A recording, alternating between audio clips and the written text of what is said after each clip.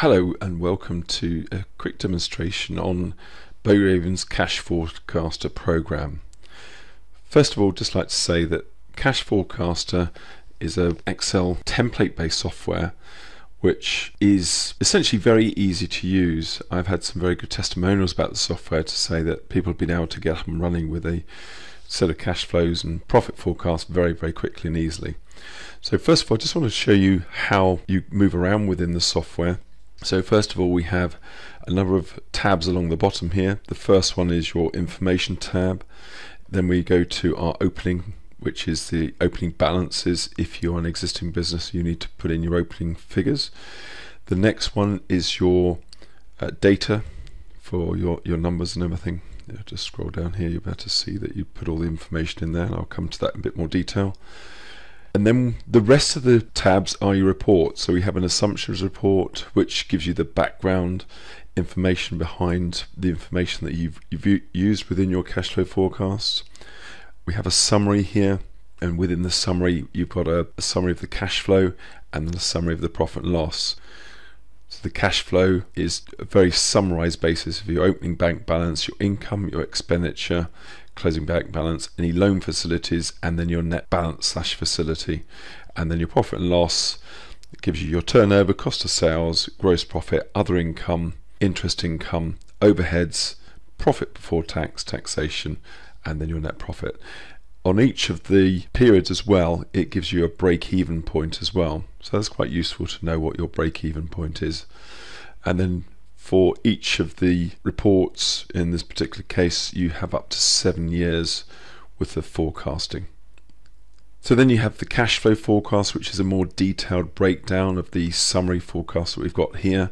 So you've got your income, which is broken down into customer payments, factoring if you have factoring, or invoice discounting, and so on and so forth. And then you've got your payments listed out between trade creditors and various other creditors, capital expenditure, dividends, VAT payments, or sales tax if that's what you use in your country, and so on. And then again, scrolling down, you have up to 7 years worth of forecasting. Then we move across to the profit and loss account. In a similar way, you've got a more detailed breakdown of the summary one. So you've got your turnover up here, cost of sales, gross profit, and they'll give you a percentage there, other income, interest income, and then your summary expenditures, profit before tax, taxation, and so on. And then, like all the other ones, you've got 7 years worth of forecast going forward. You have also what I call the trading, and it's a more detailed breakout of your turnover and cost of sales. So within the trading statement, you've got up to 20 different lines of income and up to 20 different cost of sales lines. And of course, within there you can put your own heading types in there. So put in whatever, say you had sales of books or sales of software or whatever it happens to be, you could break those out up here. And then any cost of sales either directly related to each one or just general cost of sales of specific items that you purchase in. This will give you a net total, which will go to profit and loss account, total VAT or sales tax if that's what your country has, and then gross sales. And then this will give you whatever debtor figure that you have at the end of each period, and then your costs in a similar way, net total. And then if you've got any stock and work in progress at the end of each month, net purchases, total VAT, and gross sales. If we go across to our overheads, so if you remember on the profit and loss account, we had totals here, so wages and salaries, general overheads, financial overheads, and depreciation. So if we go to here, we've got a total of wages and salaries, general overheads, financial overheads, and so on. So this would give you a more detailed breakdown with 23 odd overhead headings. You've got 5 specific wages headings, and so on. And then all of these, where it says general 1, general 2, they're all changeable within the software, and wages 1 could become, whatever wages heading that you want that to be. And again, you have it broken down into the 7 years going forward. For each of the period ends, you have a balance sheet. So you've got, in this case, December 14, which was your opening balance sheet, and at the end of each of the years, there's a balance sheet. So you potentially up to 7 years worth. And so you've got your fixed assets, current assets, creditors, and then your summary down the bottom giving you a total represented by your share capital and reserves and so on. Fixed assets, you'll have a summary here, so you've got your opening position. So if you're going to potentially purchase any assets, it would show up in each of these months depending on what month you put that you're going to purchase in, plus the cost, and then depreciation. I will go through that in a separate video showing you specifically how the depreciation works, because it's very straightforward and very easy to use. A more recent addition to the software actually is a facility to pull out any month with a comparable any month within the forecast of your profit loss account, and also further down your balance sheet as well. So you can actually pull out any month in summary just to see how that month did, or any period actually, because you can set a period. You can say, well, okay, what's my total profit or loss going to be for this month to that month, and the comparative as well. So you've got a very flexible way of pulling out any period within the software. This report here is your loans. You have up to 10 separate loans, and then each one, so this would be hire purchase 1 or loan 1 or whatever you want to call it, so this name will be picked up from within the system. So year 1, year 2 and so on. So each loan will be split out into the 7 years going forward, and then this will be loan 2 and so on. Then you get the 7 years going forward. VAT, and this again shows you your output VAT or your sales tax, if that's what your country has related to your sales, your input VAT or sales tax relating to your purchases or purchase tax. So, and then it will give you your net amount, and then you've got various options within the software to actually work out whether you pay it monthly, quarterly, 6 monthly, or any other different combination that you might have. So that's the overall summary of the software. What I'm going to quickly do is just to show you very quickly how you set up your company information, and then I'm going to go into a bit more detail on the next one to show you how to put in your opening balances. So if you want to put in your company name in here, so Test Company Limited, notice up here now that's pulled in Test Company Limited, and then if we go to each of the reports, at the top of every report it will tell you the company name Test Company Limited, on the trading Test Company Limited, on the balance sheet and so on. So as soon as you put your name in, it will pull up on all the reports. You can then choose between the type of companies you are, limited company, partnership or sole trader, and then you can say whether you're a corporation or non-corporation here. Also, the benefit is that you can select your currency. We've set it up either for pounds, sterling based in the UK, dollars, so that would be obviously America, Australia, New Zealand. We have sold as far afield as New Zealand as well, and then the euro. Then quite simply you choose your beginning period. So in this case it's the 1st of the 1st 2015. So you could just quickly change that to whatever date you want it to begin on. You can start on any day of the month, and then you can change it to any of the 12 months that you start in. So I actually want to change that to April, for example, and then again whatever year it is. So you might want to change it back to the previous year or going forward or what have you. So it's very easy just to change your start period, and then you can decide on how many months forward you're going to actually forecast. So you can say, actually, I'm going to do this for 36 months. At the top here you've got various things you can actually put in your overdraft rate. So if within your cash flows the net number at the end of a month goes into overdraft, based upon this information here it will calculate how much overdraft interest you would pay. And equally the other way around, if you've got deposits and a balance showing in your bank account and you put a deposit rate in here, equally it would calculate that, and then what it would do is it would put the amount of income within your cash flow, but equally it would also put it in here, so your interest income, so it automatically calculate that for you. Credit card charges, if your business takes credit cards, you can put in the rate that the card company charges you, and also what you need to do is then decide on what, on average, your cash sales by credit card are. So if, for example, 80% of your income is paid by credit card, that's what the system will use. So it'll say, okay, if I had £10,000 and 80% of that was by credit card, so £8,000, it would then say £8,000 at that credit card charge. You've then got your customer payment terms. So with your sales, basically you can say, well, okay, my sales are going to be paid, say 50% of them are going to be paid within 30 days. So automatically this, you'll see that reduced down. So I'll just do that again. See, that's 100% with cash sales at the moment. So I'm going to say 50% of my sales are 30 days. And if I'm happy that 50% are cash sales, then leave it at that. But if I said, actually, but I reckon about 30% of my sales are then paid in 60 days, it would then leave cash sales at 20%. So this is when this would kick in. So 20% of my sales are cash. If I then said 50% of those were paid by credit card, that's the calculation that it would work out. So in the scenario that I had £10,000 and 20% were cash sales, £2,000 would be cash, of which £1,000 would, the system would assume be paid by credit card, and then that would apply the credit card charge there.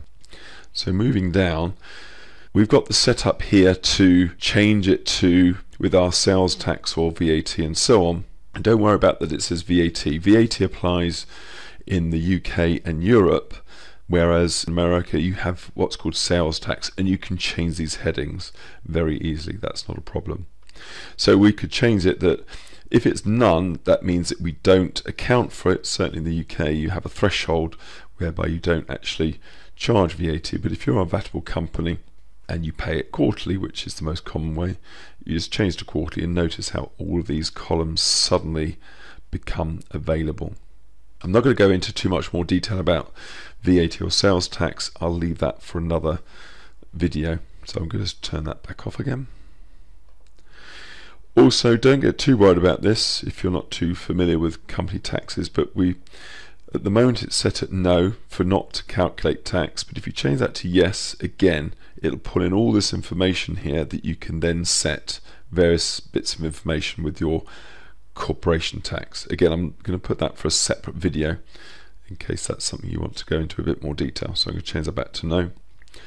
Then we have our various depreciation rates. So you can set these are all the various rates to give you a lot of flexibility, so you can have 0 through to whatever rate, so you can change these to whatever you like. And then you can have none, reducing balance, which is RB, or SL, which is straight line. So by setting all of these down here, you can then select the various rates. So from 0% none to 5% RB to 10% RB, and that's literally picking these up. If I change that to, just so it will show up, now let's change this one here to 50% reducing balance. That wasn't there before. If I now look in here, you'll see the second one is 50% reducing balance. So depending on what rates you have within your business, I'm going to just do a Control Z just to get rid of that again. It just gives you a lot of flexibility. And the simplicity is here, you don't have to really know a huge amount about depreciation. All you need to do is say, okay, if I have freehold property, or if I have motor vehicles, or whatever it is, as long as you put the assets in the right headings when you're entering your data, and that's for another video when I can show you that, is that whatever rates you put next to this, the system will just automatically calculate the depreciation for you, so you don't have to worry about it, and it will automatically put the depreciation within the profit and loss account on the depreciation line, and it will also show you the amounts per month and split out between the various fixed assets on your fixed asset schedule. So you don't have to worry too much about it. You just have to make sure that you put in the right rate, or the rate that you're happy with. And ordinarily, these rates and these headings, which can all be changed, will be on your set of accounts that your accountant gave you. Of course, if you're an accounting firm using this, and I do have a number of accounting firms that have purchased this software and are very happy with it, because it's very quick to get set up, very quick to use, and produces some very good reports in very fast time. Here we have up to 10 loan headings, which I mentioned before, and you've got various settings within there. And again, I'm not going to go into a lot of detail on this one. This is sort of the general setup. I'm going to do a separate video specifically on loans. This feature here is where once you put all your data in, you can then do some sensitivity analysis. So you can put in a percentage here, say 10% for example, and you can say all my income is going to be decreased by 10% or increased by. So all of your numbers, you can just overall just decrease or increase them, and equally you could do the same with your expenditures. So it's a quick way of just saying what happens if my turnover isn't quite what I expected. Rather than having to type in a load of new figures, you can just straight go in here and reduce it by whatever percentage you want to just see sensitivity. Moving down, we have the ability to use either factoring or invoice discounting. There's not a huge amount of difference in terms of cash flows for those, but it just shows different headings on the reports. Or change that to no, and that all that information will change or disappear. And again, I'm not going to go into detail on this because I wanted to try and keep these videos relatively short. This one is just showing you some of the facilities within the software, and I'm going to go into that on a separate video. Moving down, this is where we would change all our headings. So these are the headings for the fixed assets that you noticed above. So if we change this, it would change the fixed asset headings that you could choose up above. And then these are the other balance sheet headings. So on our balance sheet, these are all the headings that appear here. So if you see stock and work in progress, for example, if I change that to ABC just so you could see it, on the balance sheet, notice it's now saying ABC. So whatever information you put in here, do Control Z to change that back, that's what will appear on the balance sheet. This is the section to do with headings for the profit and loss account. So your main headings, sales heading. So these are your overhead headings, and these are just some of the headings that are being put in there automatically, and you just can change any one of these. And basically the software is the same all the way through. Any heading, or any cell I should say, with a green background with a black box around it, represent the ones you can change. The only difference being in the opening balance one, I just kept them as slightly different colours so it's obvious it's opening. So these ones with the yellow background again are the cells that you adjust, and within the data, all the green ones here and all the green ones here are the ones that you can change. All the other cells, so for example I started to try and change here, that would stop me from doing that, so it's protected. So if I scroll down, we've got our loan headings. So if you notice above that the whatever headings were on the loans, I'll just scroll back up again over here. So whatever names appear in this drop down list for what you want to call them. So if you want to change those, you would change those names down here. And then you've got various other changes for basically all of the headings, the non-corporate headings. So if it's a non-corporation or if it's a corporate, these are the type of things that change. So dividends on a corporate versus drawings on a non-corporate. So depending on which type of company you select up here, so whether it's a corporation or non-corporation, it will pull the relevant information within the various reports. And then if you decided you didn't want to call it, in this case drawings, you wanted to call it something else, you just change that, and that would be what would appear on your headings. And then you've got your main headings. So for example, on the profit and loss account, we've got the main headings here, wages and salaries costs, which ties in with the overheads. So if for example we don't want to call it wages and salaries, we wanted to call it just salaries,